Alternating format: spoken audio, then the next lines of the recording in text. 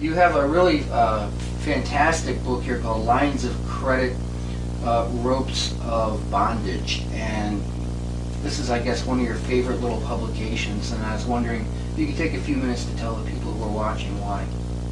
It's a very important little booklet that was written by a close friend of mine and also a close friend of Norman Dodds, who we've discussed elsewhere, who was the research director for the Reese and Cox Committee investigation of the tax-exempt foundations in the early 50s, which were so abruptly shut down for good reason.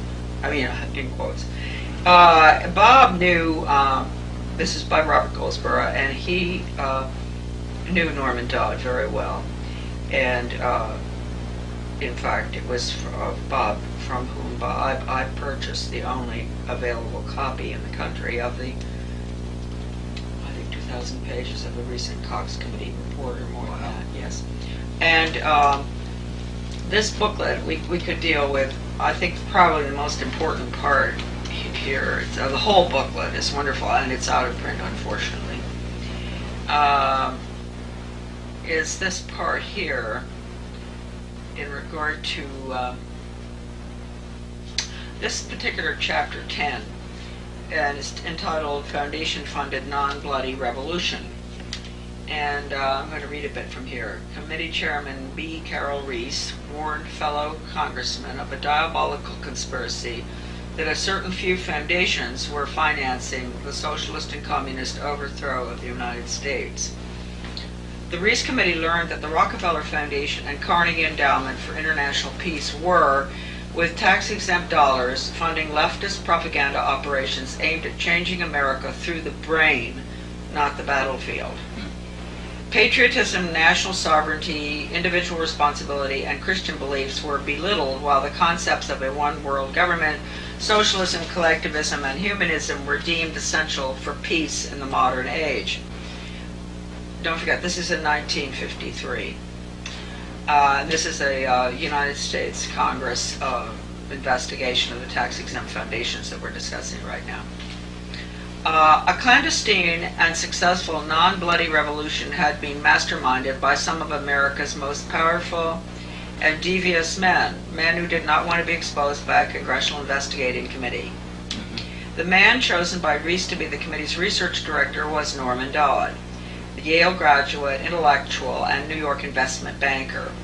During this writer's, that's Robert Goldsboro's, frequent visits to Dodd's retirement home in Keene, Virginia, he repeatedly spoke of his conviction that justice demanded that those foundations, quote, should be compelled to spend a like amount of dollars to undo the damage they have done to America, end quote. And don't think, folks, that this doesn't exist right now either. I mean, the same, just even worse, there are more foundations out there. The Pew Foundation is a new one that got involved. A marvelous family, the Pew family was, up until, about 20 years ago.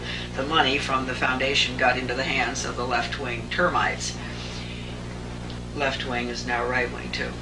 Okay, Dodd sent committee questionnaires to numerous foundations, and as a result of one such request, Joseph E. Johnson, president of the Carnegie Endowment for International Peace, invited Dodd to send a committee staffer to Carnegie's headquarters in New York City to examine the minutes of the meetings of the endowment's trustees.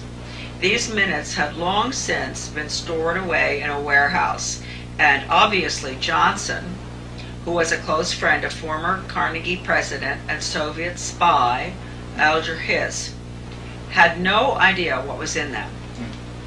The minutes revealed that in 1910, the Carnegie trustees asked themselves this question, quote, "Is there any way known to man more effective than war to so alter the life of an entire people?" End quote. For a year, the trustees sought an effective, in quotes, peaceful method to, in quotes, alter the life of an entire people. But ultimately, they concluded, isn't that nice of them to have spent that much time trying to avoid their final conclusion, right? But ultimately, they concluded that war was the most effective way to change people. Please listen closely to this, folks. Think about what's going on now, and has gone on ever since 1945. and before 1945, because that's what we're talking about. Right. This is 1911 we're talking. Hmm. War was the most effective way to change people. Think of all the wars we've had since then. Yeah, a lot. Consequently, the trustees of the Carnegie Endowment for International Peace next asked themselves, quote, how do we involve the United States in a war? And they answered, well, we must control the diplomatic machinery of the United States by first gaining control of the State Department. It's direct quotes. I mean, I'm quoting from Goldsboro, but this is a direct quote from Goldsboro's research. Norm Dodd said that the trustees' minutes reinforced what the Reese Committee had uncovered elsewhere about the Carnegie Endowment, that, quote, it had already become a powerful policy-making force inside the State Department. Now, let me say something right here. The Carnegie Corporation was deeply involved in everything.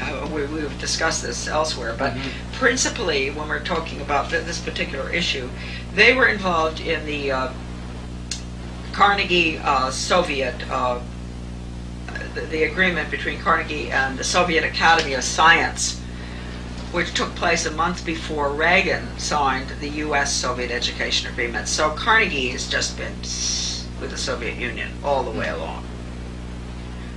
All right, how do we involve the United States in a war? We control the State Department. Norm Dodd said the trustees' minutes reinforced what the Reese Committee had uncovered elsewhere about the Carnegie Endowment, that it had already become a powerful policy-making force inside the State Department. I worked in the State Department in Soviet affairs, I remember, in 1959. And I saw a lot of weird things there, too.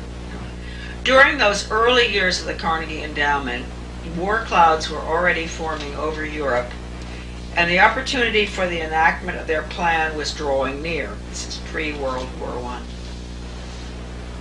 History proved that World War I did indeed have an enormous impact on the American people. For the first time in our history, large numbers of wives and mothers had to leave the home to work in war factories, thus effectively eroding women's historic role as the heart, in quotes, of the family. The sanctity of the family itself was placed in jeopardy.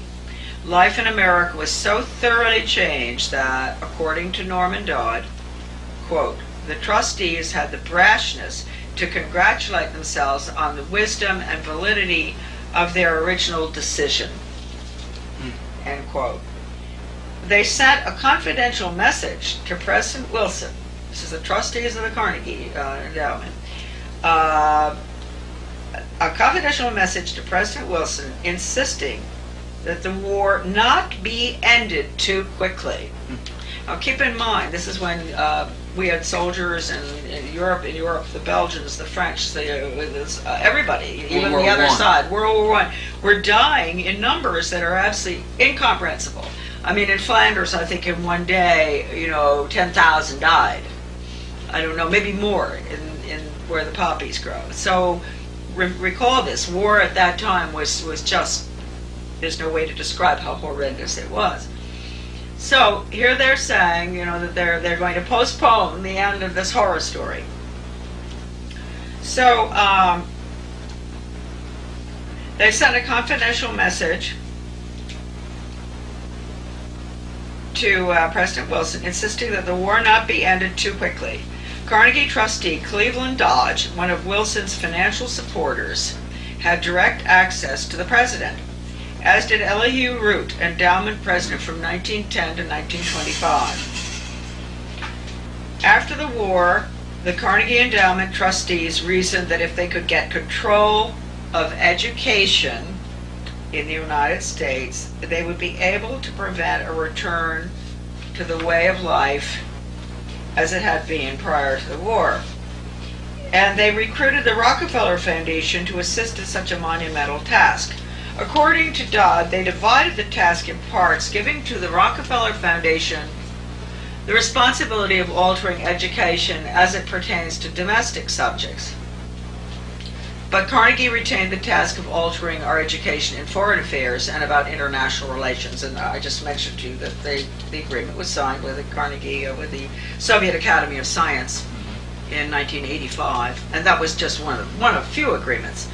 The foundations decided the most effective method of achieving this goal would be by altering American history. So they awarded grants, fellowships, and scholarships to those professors and historians who would rewrite American history and promote one-worldism, humanism, and socialism.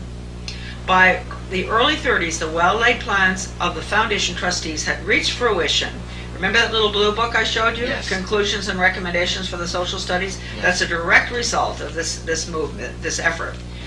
By the early 30s, the well-laid plans of the foundation trustees had reached fruition. The book was dated, I think, 1934. And a Reese Committee staff report concluded, one, that there had indeed been a non-bloody revolution in America between 1933 and 1936. Two, that a certain few foundations had funded efforts to change the beliefs of the American people through education and propaganda. And three, that these revolutionary changes had been accepted without resistance.